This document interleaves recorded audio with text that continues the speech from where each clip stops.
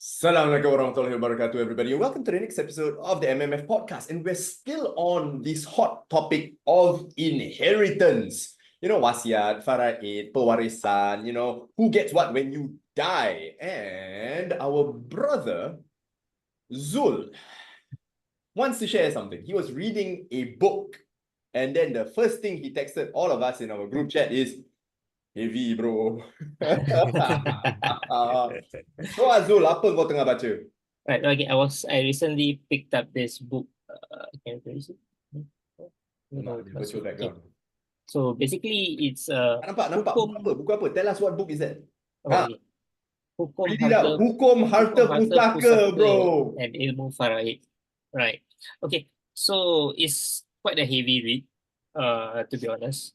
But the first thing that captured my mind after the preface of the book, as I started reading, was this particular quote, which states that Rasulullah SAW bersabda, "Pelajarilah ilmu al-faraid dan ajarlah ilmu itu kepada manusia. Kerana ilmu ini adalah separuh daripada ilmu syariat dan ilmu ini akan pertama kali dilupakan dan paling awal sekali dicabut daripada umatku." Hadis riwayat Ibnu Majah dan Al-Hakim. So Meremang bulu rumah, bro. After I read that particular verse from that page, the burden I felt, I don't know. So straight away I text you guys. Heavy, bro. I mean, for those of you who don't understand Malay, Zul, you say it in English because aku punya translation in Malay, kau pun gone. Translation in English. Basically, our Prophet Muhammad SAW, what do you call that? Encourage us to learn the ilmu of Faraid and to teach fellow humans with regards to this knowledge, because it's part of the Sharia, and also it'll be first of the many knowledge that will be taken away from humanity in end times. Yep. First of the knowledge that will be taken away from humanity. And that's the thing, right? You think about it, how much do we hear about people saying, aku nak langgar Faraid. I don't want to give to this relative. I don't want to give to my son. I don't want to give to my children even. Right? Last episode we talked about this lady who called me, I don't want to give anything to my children. They don't take care of me. I just want to give to my grandchildren. Is it possible? Salah tak? Heavy, bro. I mean, end of the day, you're right. This is why we do what we do, right? That's why we run classes. That's why we do this kind of podcast. We do content. We talk about it. Because it is, I feel, our responsibility as holders of this knowledge. We have this knowledge and we want to share this with as many people as possible, inshallah. And I mean, the evil thought in my head is this. Yeah, we know all of this. And once you know the rules and regulations, then you know how to go around the rules and regulations, right? Right. So not only is it heavy for us, already we learn already, but we know how to circumvent all the rules and regulations. Go around it. Can you imagine that? Asri, Zul, you guys have been practicing with me for a while already. We've run many classes. How many times people tell us things like, how do I prevent this person from getting? True. Can. Someone actually, a family member actually asked me, Faraid and Wasiat, can they work together along those lines? I'm like, yeah. Then he was under the impression actually with a Wasiat, with a Faraid and Wasiat. With a Wasiat, he can actually start planning who gets what and how much, but he wasn't aware that you can actually only give 1/3 away, and it's not your beneficiaries. So when I was sharing with him, he actually said, this information that you're giving me is very useful. Why don't you actually set up a class for the whole family? And one day, just everyone come down. And I'm like, that's a good idea. But we'll see how it goes, because it's gonna be a long one, and I don't dare to say I will be able to cover from A to Z. I do know the essentials, of course, but yeah, we know what we know, and I definitely don't know what I do not know. So yeah, Go we'll see je. how it goes. Yeah. Yeah, I go mean, je. it'll be a good initiative for your family, to pick up everything. But I won't suggest you to teach it yourself. Get a third party, yeah, Yeah, bro. yeah.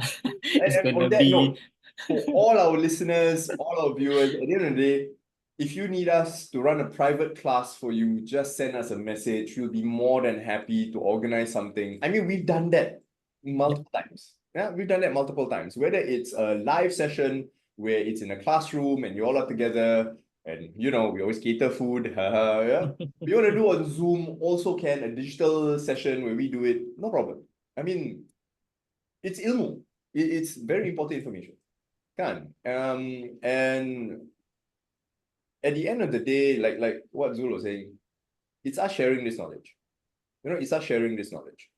And when you share knowledge, we know. There's three things continue to give us pahala. We always say this: anak yang soleh, sedekah jariah, and ilmu yang bermanfaat. Beneficial knowledge. I always make the joke about I share with you guys share with other people share with other people. We all get pahala along the line. Kan? The only MLM we want to do. But yeah, tell us a little bit more about what you've learned from the book, bro. okay. So basically, the book teaches about hukum when it comes to ilmu faraid. So the different types of hukum, the different school of thoughts, and why certain things are being viewed differently. Like for example, in the school of thoughts of Hanafi and Shafi'i, they may have a different approach, but at the end of the day, it's for the betterment of the community. Yeah, Because it's of different times. So that's why there's a different approach to certain things. yeah, correct. I mean, you're absolutely right. When we talk about this, people always say, why do men get more? Why does the male relative get more? Because way back when, the whole reason for this, if I remember correctly, it was also during war, right? Where the men would go and fight the war and they would pass away and they would die in battle, and their assets are then what happens to their assets?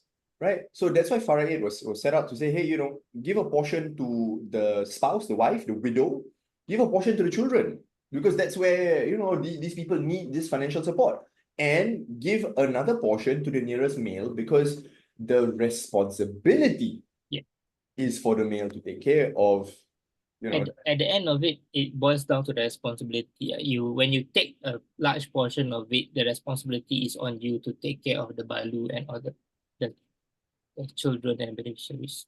And when we talk about responsibility, right? I mean, it's so twisted sometimes. People say, oh, ikut Faraid is religious. Follow Faraid. This faraway cousin is Faraid. He's a man. He must get that money. And then remember the case of my late grandfather, my mom's cousin from far away got some money, and then gadu. You know what I mean? And that word responsibility in modern times comes in as well. I mean, Asri, you want to share that story? You want to share the story about, your friend? Sure. Friend who I know quite well, he actually approached me with a certain problem after knowing that I do this kind of services. We hold classes about wasiat and faraid. He shared with me a dilemma that he was going through. His elder sister actually, he comes from a big family. Right now he's quite well to do. Most of his siblings are, but they didn't come from a very well to do at the start. He saw his parents struggling, and all the more he actually pursued his career so that one day he can actually, take care of his parents. Being the first male born of the family. He has his elder sister. So Alhamdulillah, while he's busy and everything, she actually do spend a lot of her time, free time, taking her parents out and that kind of thing, and he's happy with it. But of course, there was always the topic of the issue of being in the industry, and he knows about that I do financial planning, everything for him, and we've talked about estate planning as well. He actually asked me one day when we were just sitting down talking about things. He asked me, what if my sister, she actually approached my friend. His sister actually said they wanted, or she wanted, the estate to be distributed fairly amongst all the siblings. You mean equally lah? Yeah, equally, yes. Yeah. Of course, we all know that being the male, they get a bit of a share, a higher one, but he's totally fine with it. But he has a young. So there's how many siblings? He has five. So total, Five. Six. and So two are boys. two are boys. So it's quite a big family. But yeah, knowing him and how he's actually happy with all the arrangements. Because the thing is, after all, he do sees the elder sister taking care of the parents and everything. So he's totally okay with the whole equal sharing. But what he foresees and what he's worried about is that whether the youngest brother would be okay with it. Because the youngest brother, like he mentioned to me, was a bit estranged. There were some issues with the family, and right now he's only keeping to himself. So there's 6 of them, 4 sisters, 2 brothers. And who was the one that said to be distributed equally? The eldest. Which is the sister. Yeah, the sister. So the elder sister came out and said to all the siblings, when their parents pass away, she wants the monies to be distributed equally. Yeah. Wow. Heavy, bro. It is. I mean, we all know that the distribution, as long as the beneficiaries are okay with it, it's fine. But and what in if this one case, person, the beneficiaries, to be clear, both parents are still alive, right? Yeah, both parents are still alive. If either parent pass on, the beneficiary would be the surviving spouse, either mother or father, plus all 6 siblings. Yep. And why did the elder sister say that? Did she say her reasoning why she wants everything to be distributed equally? No, he didn't, because he never actually really talked about it with his elder sister. So he got news from the other sibling, that kind of thing, and he was totally fine with it. Okay, interesting. I mean, let's talk about this way. How would you guys feel if one day, your siblings or your relatives come to you and say, when ma atau bapa pass away, the money will be distributed equally? How would you all feel? And here's the thing, they're still alive. I'm like, tak stress ke?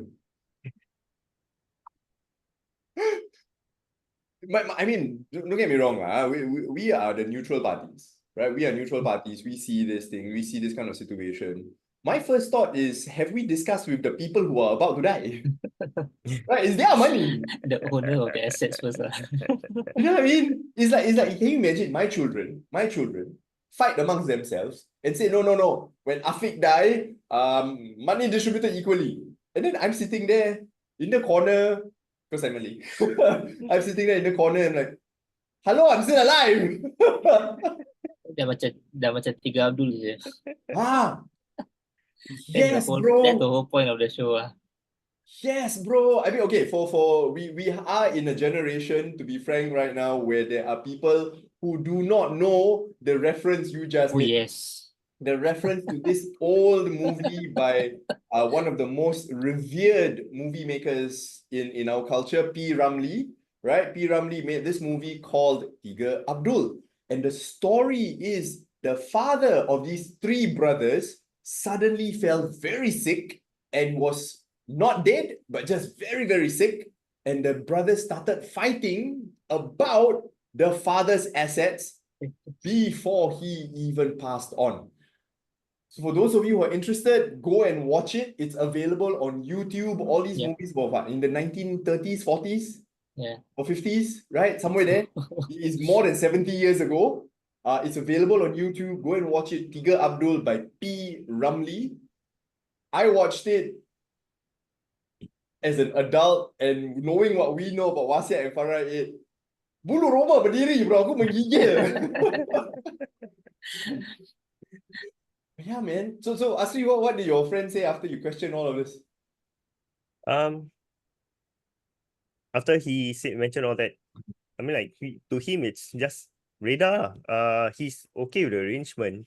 The only issue that him and the other siblings foresee is whether the other brother would be agreeable. But he is of the mind that even if he isn't, he's ready to actually take his share, and thereafter, if the brother wants his own share, he's okay with it. But his own share, he will be distributing accordingly with the others equally lah.